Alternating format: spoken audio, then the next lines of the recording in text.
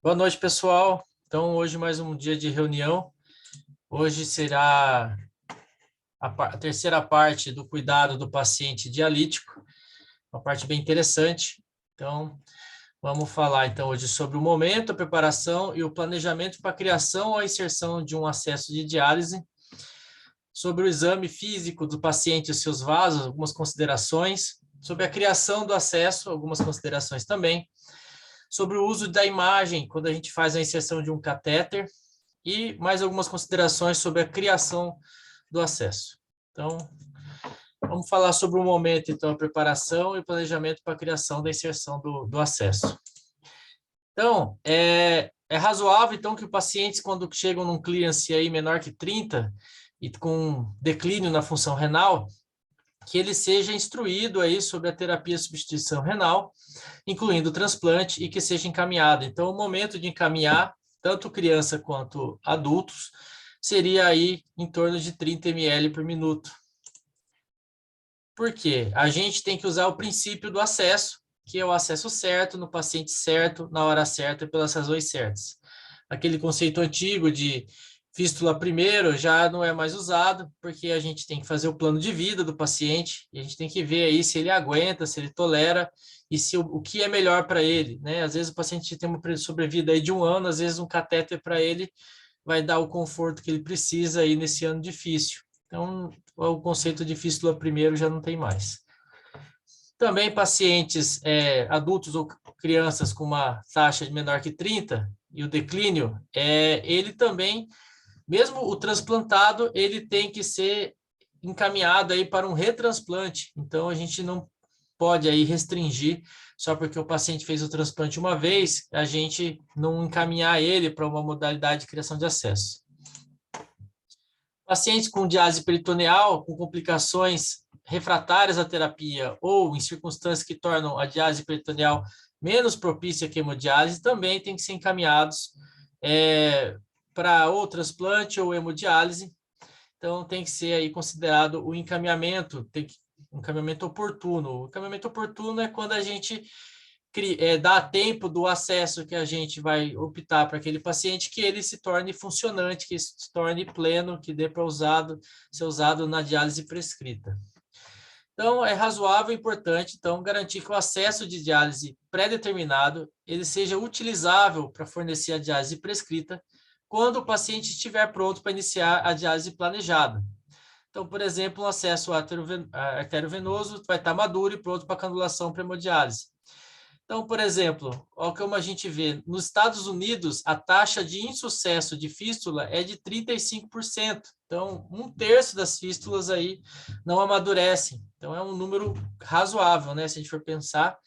Então, qual que é esse tempo oportuno que ele se considera aí?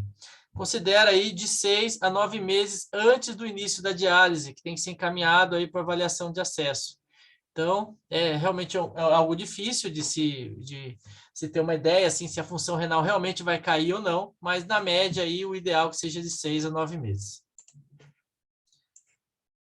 Quando o paciente está em situação de urgência, é razoável que em pacientes que têm uma diálise não planejada ou urgente, eles comecem com um catéter venoso e que o plano de vida seja estabelecido com um plano de acesso à diálise dentro de 30 dias do início da diálise. E que, se indicado, seja feito caminhado com acesso arteriovenoso. Então, o paciente precisa dialisar de urgência, então, catéter, né? Passou o catéter, se ele vai se tornar um renal crônico, aí em 30 dias tem que ser feito esse plano de vida já, dentro de um mês, e já se ter uma ideia do que vai ser realmente o acesso definitivo desse paciente, se vai se manter o catéter ou se vai ser encaminhado aí para uma fístula. Pacientes renais crônicos, sem diálise, então é razoável que esses pacientes não dialíticos, mas estão tendo um declínio da função renal, o encaminhamento para avaliação do acesso para a diálise e a criação deve acontecer quando chega a 15 a 20. Então, existem pacientes que a função renal, a taxa de filtração glomerular cai, mas ele não tem indicação de diálise ainda. Então, a gente pode esperar um pouquinho mais e para fazer aí, para ser encaminhado aí para a confecção de um acesso definitivo. Então, pacientes com doença renal crônica sem diálise inclui também aqueles que o transplante está falhando. Agora, o paciente está em hemodiálise, é razoável que esses pacientes com problemas recorrentes do acesso vascular, eles tenham um encaminhamento imediato para avaliação e a criação de um novo acesso. E esse encaminhamento deve dar tempo, deve ser feito de forma para permitir que haja um tempo adequado para a consulta e o acompanhamento especialista, bem como uma possível correção de uma falha desse acesso novo.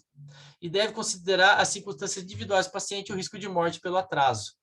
Então, o que a gente fala que um acesso ele está tendo aí problema recorrente?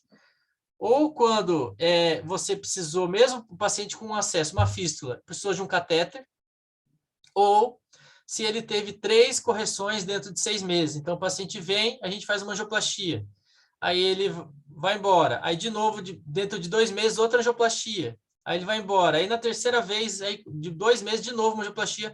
Esse acesso aí está tendo problema recorrente, já tem que se considerar a criação de um novo acesso, né? Não tem que parar de se investir tanto nesse acesso e já partir para o próximo, pensando aí na sua maturação.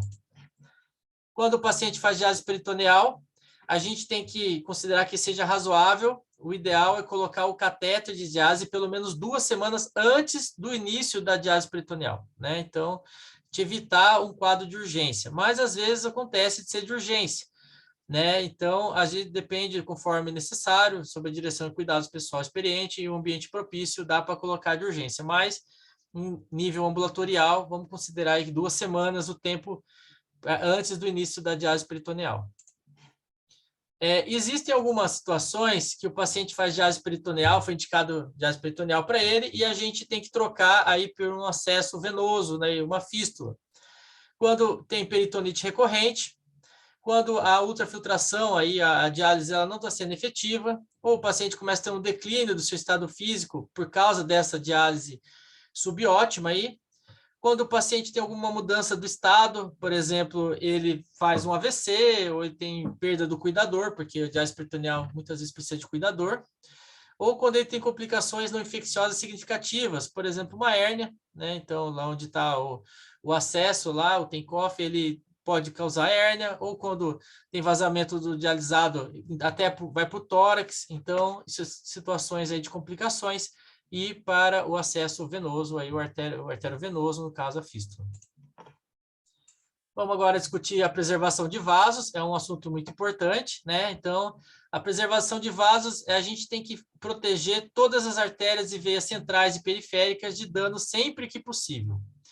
A gente tem que incluir nisso, evitar catéteres de inserção periférica e punções venosas desnecessárias. Para pacientes em diálise ou com doença renal crônica, onde o acesso à diálise é esperado no futuro. Então, o paciente é dialítico, e ele fica colhendo muito exame, né? Então, vamos lá, certinho na cefálica, bem no cotovelo, ali, aquela veia bonita, né? Punciona a flebita e dá problema.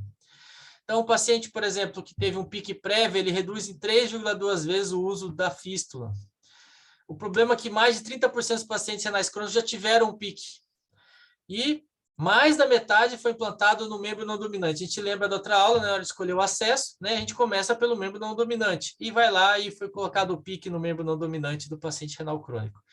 E aí perde a veia, né? Então, evitar aí o pique no membro não dominante. Se tem uma previsão de acesso menor que 7 dias, também evitar o pique, né? Então, ir para o catéter venoso central, sempre preferir a jugular do que as subclávias, né? Então, a gente tem várias coisas aí que tem que ser feitas para se preservar as artérias e as veias. Existe uma iniciativa, né, mundial que chama Save Your Vein, que é um programa de ensino que fala sobre exatamente o que eu falei, que é a preservação das veias. Então, sempre, sempre, sempre colher sangue nas mãos, né? Não colher sangue nas veias, lá no cotovelo, que acaba sendo o local mais fácil, né? Mas não é o melhor lugar pensar no horizonte de uma vida, né? Então, existe essa iniciativa que é da União do Reino Unido, perdão, e colher só exames que são realmente necessários, não ficar colhendo à toa, porque não é um procedimento inócuo. Perder uma veia, a chance de perder ela para sempre é muito grande. Então, preservar as veias, save your vein. Então, outros cenários que podem ocorrer danos nesses vasos, que devem ser evitados, por exemplo, é um acesso arterial radial para intervenções. Então, funcionou aí, olha a foto, funcionou uma radial com introdutor, taxa de oclusão de 1 a 33% em um ano, né? Bastante, se for pensar, 1/3 entupir. E lembrar que a radial aí é uma artéria que é usada muito para fístula. Ou, por exemplo, dispositivos eletrônicos implantáveis cardiovasculares pelas veias, a gente tem que considerar aí a estimulação epicárdica, sem eletrodo, sempre que possível. A gente está considerando mais isso nos pacientes renais crônicos. Então, o paciente renal crônico vai fazer um CAT, né, tem que puncionar a femoral, né? Então, se vai puncionar a radial, aí chance de perder um local bom para fístula. Aí, a gente sabe que os vasos são limitados, apesar de ser muitos, né? Então, não é uma boa ideia, então sempre orientar isso. A abordagem de equipe multidisciplinar é uma coisa que eu gosto muito, então é importante que é razoável educar, coordenar e gerenciar todos os aspectos do acesso à diálise usando uma equipe multidisciplinar dentro das capacidades de recursos e viabilidade de cada instalação. Então, considerar aí sobre dieta, considerar aí sobre fisioterapia, exercícios, tudo isso é importante na equipe multidisciplinar aí da equipe de acesso. Muito bem, então essa é a primeira parte aí sobre o momento do acesso. Vamos ver agora sobre exames de paciente e dos seus vasos.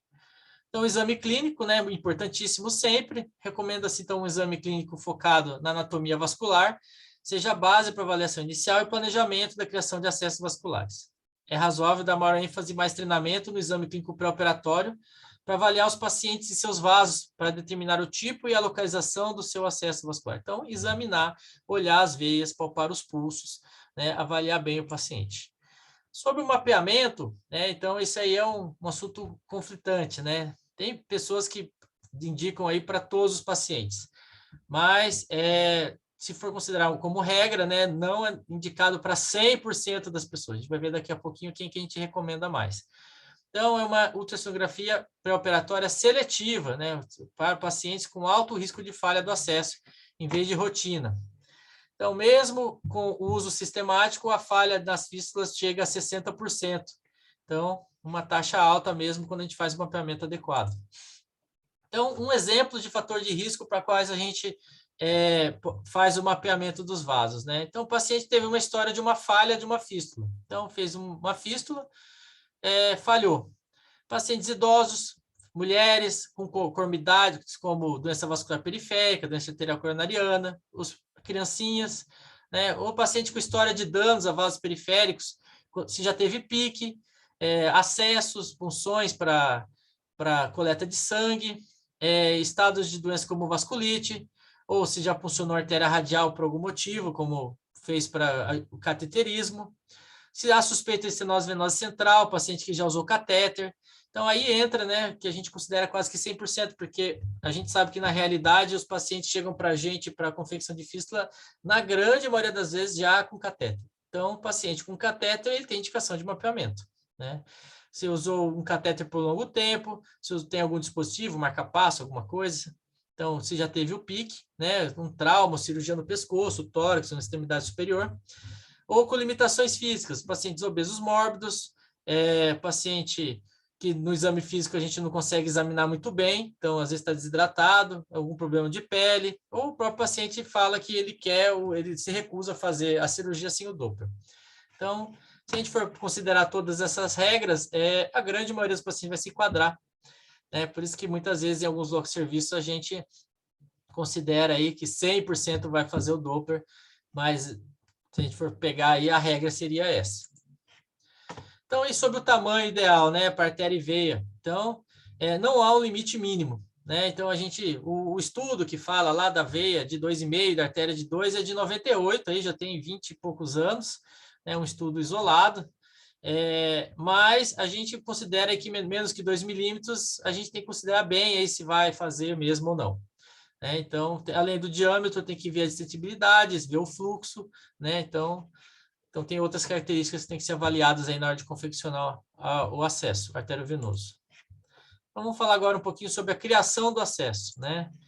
Então, tem que ter importante prevenção de infecção antes da criação, né? Então, além do exame físico, né, voltado para o acesso, tem que ter uma anamnese cuidadosa, exame físico antes da criação desse acesso, considerando focos de infecção, né? Então, o importantíssimo que passa batida aí é a infecção dente, né? Então, o paciente está com problema na boca, né? E ele faz bacteremias, né? Ele circula, tanto que muitas cirurgias aí, por exemplo, vai fazer cirurgia do coração, tem que avaliar os dentes. A fístula é a mesma coisa. A fístula tem um fluxo muito alto, provavelmente a bactéria vai passar por lá também. Então, a osteomielite também pode ser uma condição secundária aí, uma infecção do dente ou até mesmo um foco.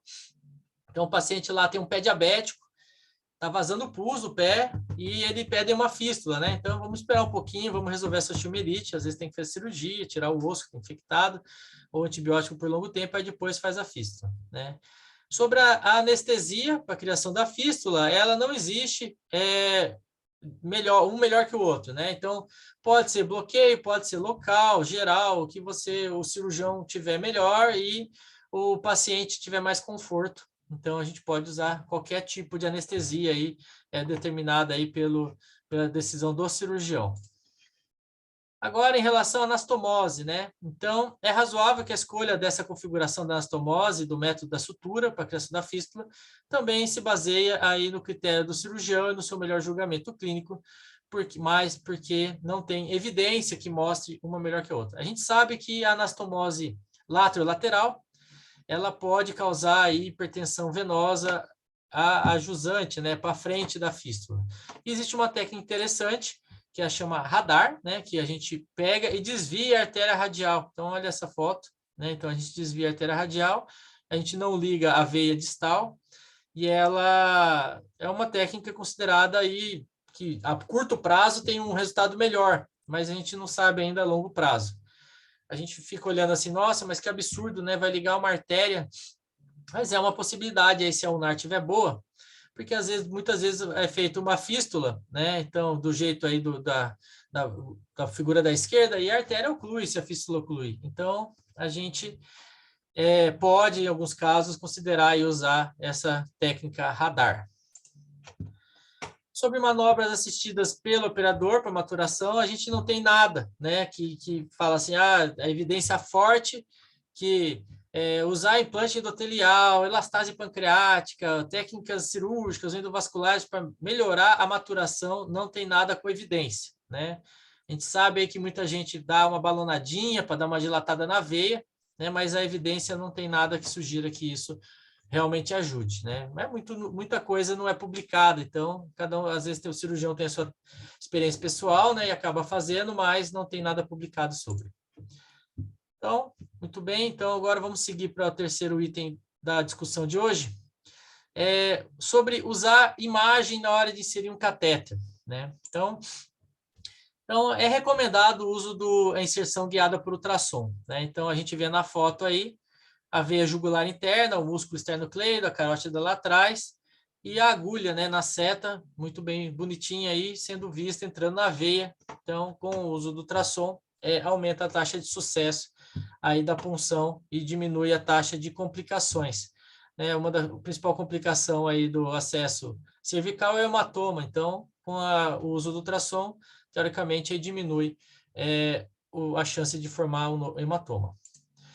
E quando é possível passar catéter venoso central tunelizado sem uso da escopia, mas é importante fazer um controle aí para ver se está no lugar certo o catéter. Não pode só simplesmente pôr e deixar quieto. Alguma hora tem que ser feita uma visualização. Então, nesse caso aí da figura, foi feito um raio-x, mas a gente costuma passar aí tudo guiado por escopia, né? Então, é importante, às vezes, o paciente tem um histórico aí, tá? E tem um catéter. Já tirou algum raio-x desse catéter uma vez na vida? Nunca. Então, tem que tirar o raio-x pelo menos uma vez aí para ver se ele está no lugar certo. Agora, sobre a criação do acesso, né? Vamos falar, então, umas considerações. Sobre considerações pós-operatórias precoces, de 0 a 30 dias. Então, complicações precoces. É importante que o paciente que é feito uma fístula arteriovenosa, que ele seja reavaliado dentro de 2 semanas, né? E ele tem que ser avaliado por uma equipe de acesso, não precisa ser um médico, mas ele precisa ser avaliado dentro de 4 a 6 semanas para ver se a fístula amadureceu, ou se não amadureceu, para ser investigado o porquê que não amadureceu, né? Às vezes a fístula trombosou, aí tem que fazer uma outra. Às vezes ela está batendo, mas por causa de uma estenose central ela não desenvolveu, ou tem uma estenose arterial, uma estenose de anastomose.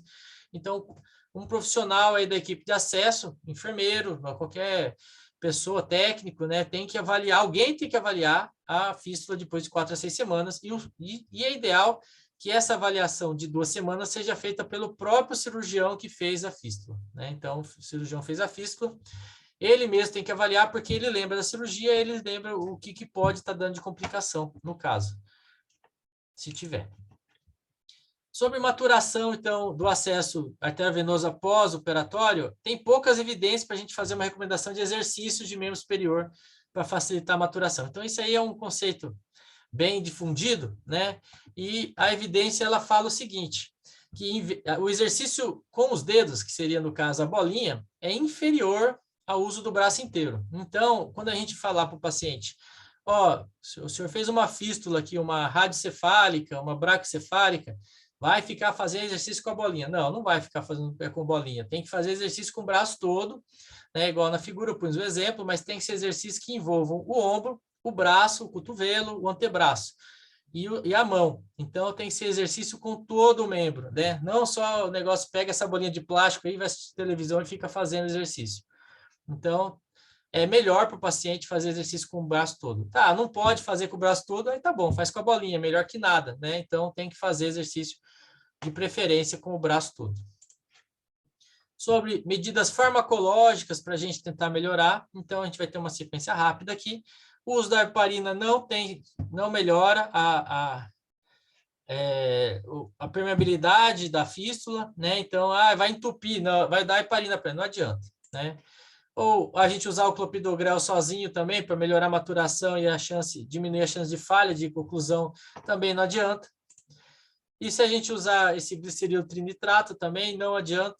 Então, você vê assim que não tem muita coisa para fazer. O que importa é uma cirurgia bem feita, bem indicada, e esse exercício com o braço todo, né? Então, e poupar veias, né? Então, save or vein. Então, sempre funcionar na mão. Não se usa o colicalciferol também para tentar, tem estudos, né? Foi feito vários estudos com vários medicamentos, tentando aí encontrar um que ajudasse a fístula a durar mais tempo. Então, não tem evidência aí para mais esse.